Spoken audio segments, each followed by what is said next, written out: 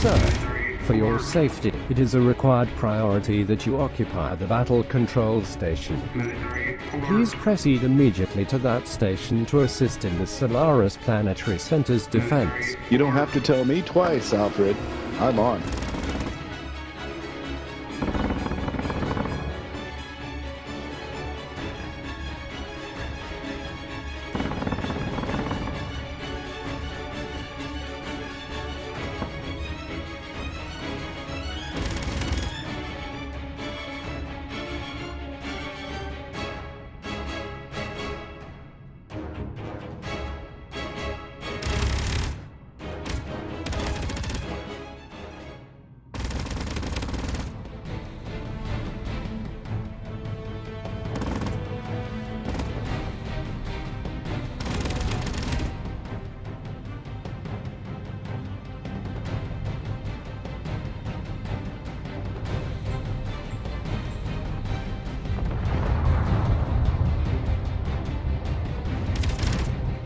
Three airborne targets have been identified and point the most immediate potential threat.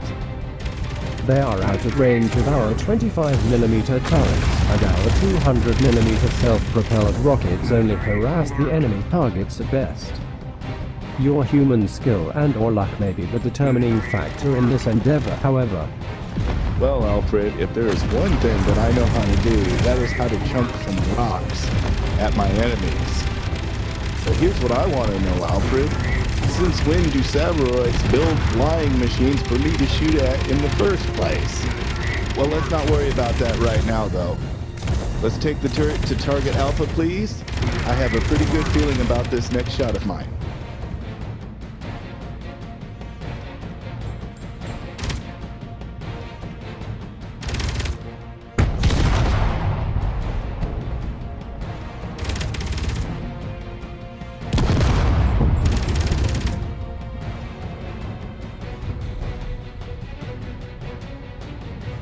Impressive shot, Master Wolfenray. Situational report now indicates that the remaining two flying targets have moved past our turret defense arcs and occupy space within the Planetary Center's blind area. One in particular is causing significant damage to the structure and needs an immediate response by you to maintain our battle posture. Well, Alfred, can you turn off that dang alarm? That's annoying the crap out of me. Of course, Master Wolfenray. Terminating alarm now. So, Alfred, is the Orca ready and loaded full of ammunition? I don't want to get out there and find out that I have no bullets and just sitting there ready to get shot up. The Orca gunship is in full repair with a complete load of ordnance. You need not worry about it, Master Wolfenray. I must say, I am excited to see your skill as a combat pilot in the field of battle, and this is a perfect opportunity for such an occasion to have this occur. You know, Alfred, this is my thoughts exactly. Here, look at this fool. He's about ready to get a full load of lead in his belly. As you can see, I am assisting you as well with a 25mm turret. It looks as if this combatant will be eliminated in short order. Well played and well done, Master Wolfenray. Your next threat is about 100 yards 8 o'clock of your current position, and he has a firing solution on the Orca. Oh, I see, Alfred. I'm maneuvering the gunship into position now. It looks like taking a couple of hits. Nothing I can't handle, though. Now that I've gotten into position here underneath his underbelly, I think I can just rip him to shreds. Look at him, he's going down. You're going down. There ain't nothing you can do about it. Look at, he's exploding. He's doing a little dance. Sir Wolfenray, your prowess of dogfighting tactical assessment and its implementation in real-time battle is extraordinary. Truly, your veteran experience in this situation is on full display. It is my confidence that this dire situation will soon result in victory for us. I wouldn't be feeling too confident yet there, Alfred. We still have to take our game down to those groundwalkers over there. And doing the ground and pound is a whole different animal from doing the stand-up air combat.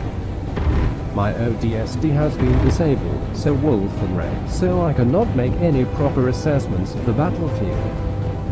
However, for the readings I am getting from the Orca gunship, it seems that the large walker is surrounded by several smaller orcas. From the data gathered from the behavior and communications so far, I believe that they're coordinated by the large one.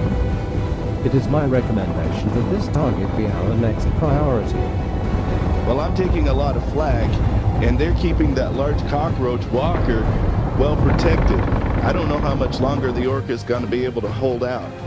So I'm going to have to wait for another opportunity before I take a stab at it. Indeed. A sound course of action, so Wolfenray. Well, Alfred, it looks like this large cockroach-looking walker was intended to be an artillery piece, and the smaller spider walkers have moved into a more forward position. This gives me an opportunity to make a missile run, so I'm going to take it. Okay, range looks good. Firing, salvo 1. It's a hit, looks good. Firing, salvo 2. Oh yeah, that's a good one. All right, I'm just gonna finish him off with my machine guns. Make sure the power is down.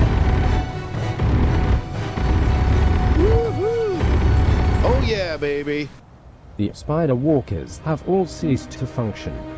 It seems that the intelligence coordinating this attack was centralized within this cockroach walker. We have won the battle, so Wolfenray, and must now assess the Sabiroid infestation, their abilities, and the anomaly in a new light. All of these things certainly need further investigation. Since we now have the Patriot built, let us depart Solaris with all due vigor so that we can establish a communication link to the Wolf System Headquarters Administration Station in orbit. Then we can move to Europa and send our long-due interstellar communication report to Blair Enterprise Corporate Central Command on the condition of this frontier colony, and our findings here so far. Unfortunately, Alfred, only thing that I've got to report is some really grim news. I mean, what am I going to say to these guys? You know, I've been out here for 8 months, and this is what I have found. I have found that there's a rampant AI running around killing people for no apparent reason. Probably thinks it's God or something. I don't know. Then, of course, there's you. You're the only good thing that's here. So thank God for you. But now, there's this alien species that comes from an alien planet here. And they are capable of interplanetary travel. Not only are they capable of interplanetary travel, but they are able to make mechanized vehicles of themselves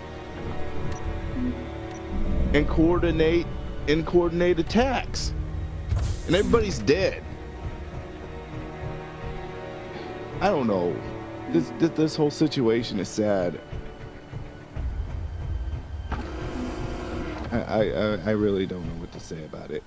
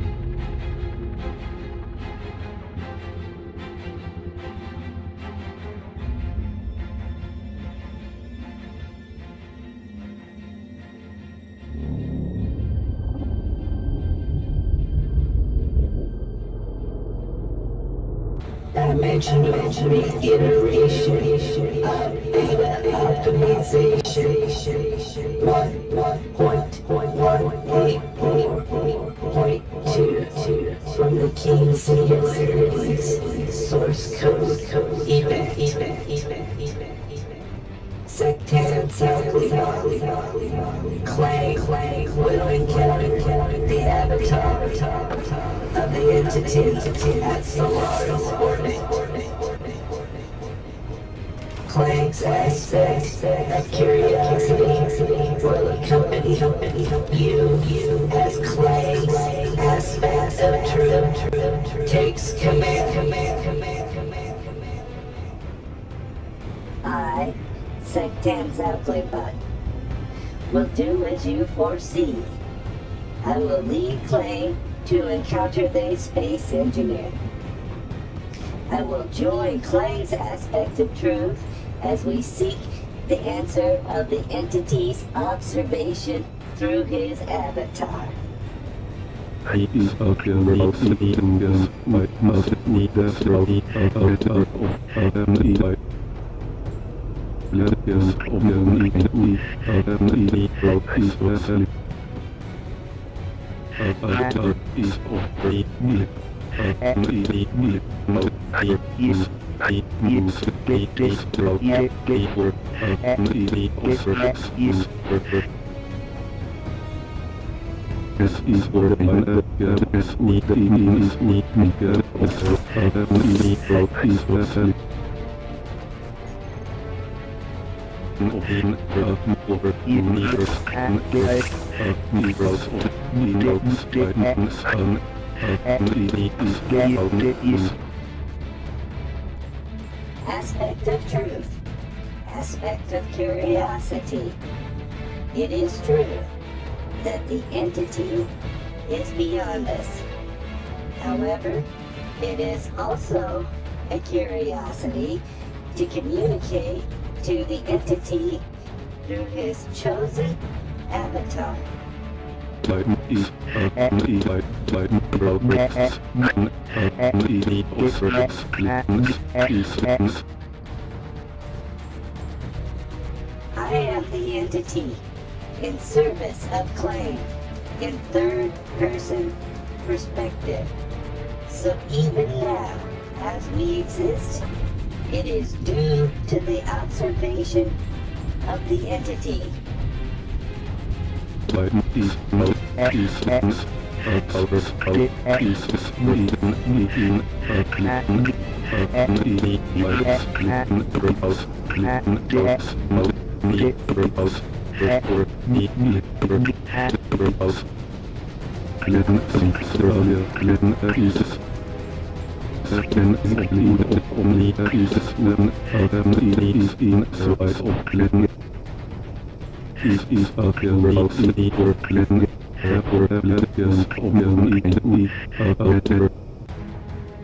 So it has been decided, as foretold by Clang, we will meet the space engineer in the orbit of Solaris. We will communicate with his avatar of the entity in first-person perspective. Finally, we shall destroy this vessel to discourage the entity from observing Clang's existence. This is the will of Clang. I shall do as Clang commands.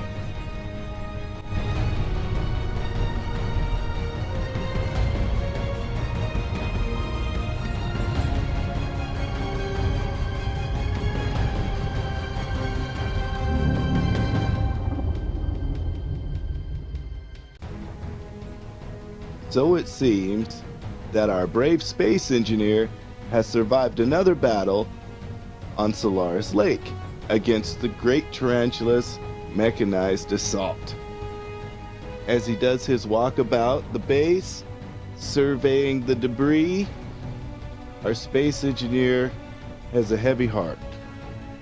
In the 8 months he has been investigating the phenomenons that have been happening here in the Wolf system, he has visited the planet Solaris, and he has also been to Luna. And what he has found is that everybody has been either killed or abandoned and has mysteriously disappeared. Not only has he found that, but he also found a strange and malevolent entity that seems to exist here named Clang. He thinks that it is an AI, but it may also be alien in nature. Who knows? Furthermore, there is another alien threat, an insectoid-like race called the Sabiroids, found here in this system, have displayed obvious sentience. I gotta say, that's a lot to take in. And I'm pretty sure that the space engineer is pretty much ready to go at this point. Since the Sabiroids seem to be sentient, the space engineer has taken it upon himself to place warheads on all of the critical systems on the Planetary Center before he leaves, so that way they do not fall into the hands of some sort of species that can reverse engineer human technology. Well, if you think about it, the space engineer laid witness to the most historic event in human history, and that is an encounter with a sentient species other than the human being. This also weighs heavily on the space engineer's mind. So the space engineer now knows and has come to the conclusion that he is in a state of war against a species he knows almost nothing about. There's so much mystery about the Sabiroids that he ponders about, like, how do they travel through space? Clearly the environment on Solaris is different from the alien environment from their world that they originated from. How do they breathe? And why a church? And what was that black hole that he was attracted to that mesmerized him so that almost got him killed there when he was in that church? And why are they so hostile to him anyways? All of these questions he has no answer for. And then there's Clang. So really he just needs to get his person over to the interstellar communication, give his report, and then either wait for reinforcements or go home. And I think he's probably going to go home because he has been out here by himself for 8 months. And he's really running the risk of some serious space madness. Of course, he has his personal AI with him, and that would be Alfred. That has helped him a lot during this ordeal. But at some point, a man needs to go to his oikos to recuperate. Our space engineer is really a lost wanderer, though. And maybe there really isn't a home for him. Even though he is traveler of space and of stars and all of that, he is becoming a more rare specimen within the universe as more and more people have cloned themselves, whether they want their bodies to be fashionable or whatever. And of course the advent of the metahuman, which is a genetically engineered human that has never experienced national birth. Our space engineer is actually a mid-40-year-old man who comes from natural birth, one of the last ones in humanity, as a matter of fact. So, you know, that was before the War of the Nation States and the minor wars, all the other conflicts in between that humanity gets in. So, does he even have a home to go to? Maybe the space engineer, he stayed for 8 months here on Solaris, or just kind of drug his feet here because this may have felt like home for him. But, you know, now the Sabiroids have appeared and the great tarantula is upon him. And of course, there's Clang. So he has to go. It seems that, you know, no matter what future you might want to take, that technology always takes you to a state of dystopia, because technology is really in conflict with your natural self. Why do I say this? Well, your natural self is the state of utopia that we were designed for. And technology, as it is in defiance of that very nature. So that is why it always does and shall lead to a state of dystopia for the human mind. Here, let us join in with Alfred and our space engineer as they have a conversation about this while leaving the Planetary Center for the final time. Everything is in order, and I have been fully downloaded into the Patriots' data banks. Master Wolfenray, my life sign readings indicate that you are suffering great emotional discord. Would you care to express the source of your distress? Why does it always have to be this way? Why? I don't understand. I just don't understand. Why does it always have to be this way?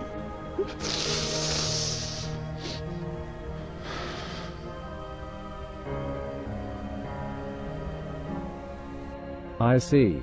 You are suffering from post-traumatic stress. Take your time, Wolfenray. Okay. It's okay. It's okay, I'm sorry. Humanity's dying, Alfred. Nothing we can do stops that.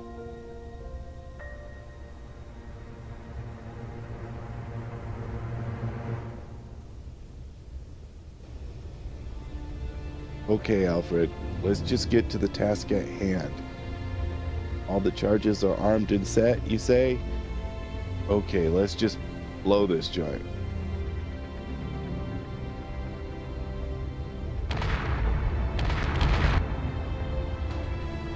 Well, I guess it's done. Farewell, Solaris. Master Wolfenray, you seem to have grown a fondness for this world. It may be of consolation to you to note that once you send your report and data, your duties to Blair Enterprise, Incorporated will be fulfilled. At the time, you'll be well on your way home. Also, you'll be well compensated for your dutiful tasks here. I have noted that you have been alone in space for 8 months now, and it is my opinion that you well deserve some rest and relaxation among your kind.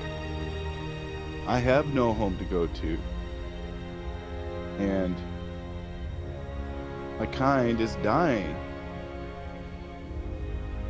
You see, when the European American Confederation destroyed the solar system back in 2070, I lost pretty much all my family, and I was only 10 then.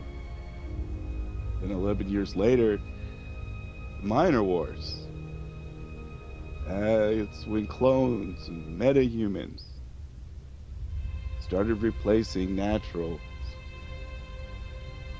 I'm like one of the last. Where am I going to go from here? And now we have this other species. And all we are is just a bunch of lost children with no home. Why did man ever discover fire? What did fire bring us? It brought us nothing but death and our extinction. All the technology that came from it. Yeah, it was great for a little while, but it couldn't save us from ourselves, so why couldn't we just been the way that we were before fire? Why? Why couldn't we have just stayed that way? None of this would be happening. You must be referencing to the natural state of mankind. I see that you have the ascent into orbit well underway, so would you like to talk about what great men of thought had to say on this subject? I believe this will help ease your troubled spirit. You know what, Alfred? I would very much enjoy having a conversation like this with you. Hang on, though. I gotta make a few adjustments. Alright. Lay it on me now. A great Chinese philosopher named Mozi believed that men lived according to their individual yi, that is to say their personal perceptions of reality before civilization began. Since everyone has their own personal yi, when one man met another man, li had to be understood between them. Li is defined as a communal set of perception that is agreed upon. Because of this, Fa had to be created and enforced through initiation of violence if one's personal yi was not in accordance to Li. Fa is defined as a standard that is acceptable to everyone, given to everyone through Tao, which is the teaching of Fa. See, Alfred, that's the problem. You know, Li is not right or wrong. It's just what the guy who is willing to be most violent says, and those who are most willing to oppose him. If they have the number and are willing to be the most violent, then their Fa will overtake the Li. And even if you, as an individual, say, oh, this is wrong, because everyone perceives this to be right due to the fact that everyone has accepted that he can be violent, or that violence can be used in these cases, then this is taught to everyone, and the future of humanity just goes down the spiral. Truly, you have an accurate perception of human nature. Because of the condition of mankind you described, deities and belief in entities greater than mankind's consciousness formed to define what Li is to be taught as the Tao.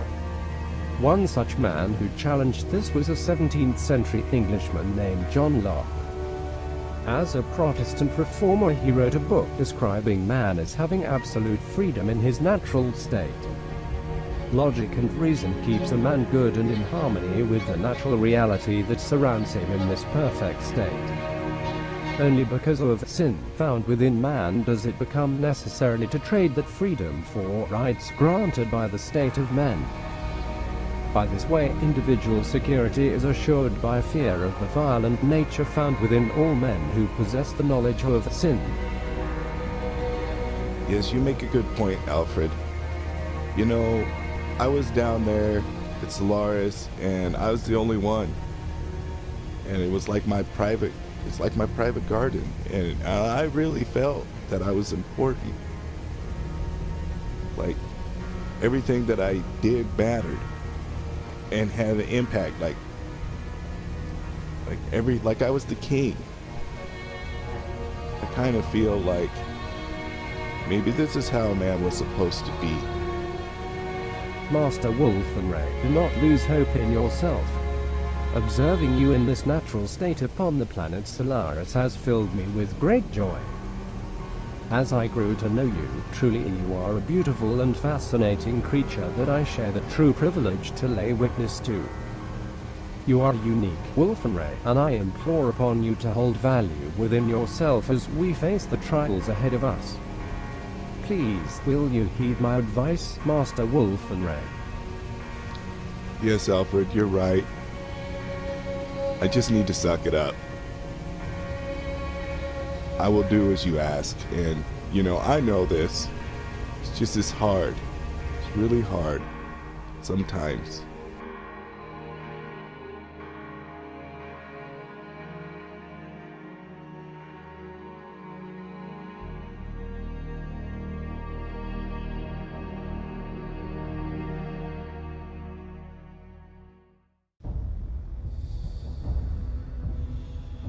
Sir Wolfenray. We're receiving a radio communication broadcast from a source approximately 40 marks in synchronicity relative to our orbit.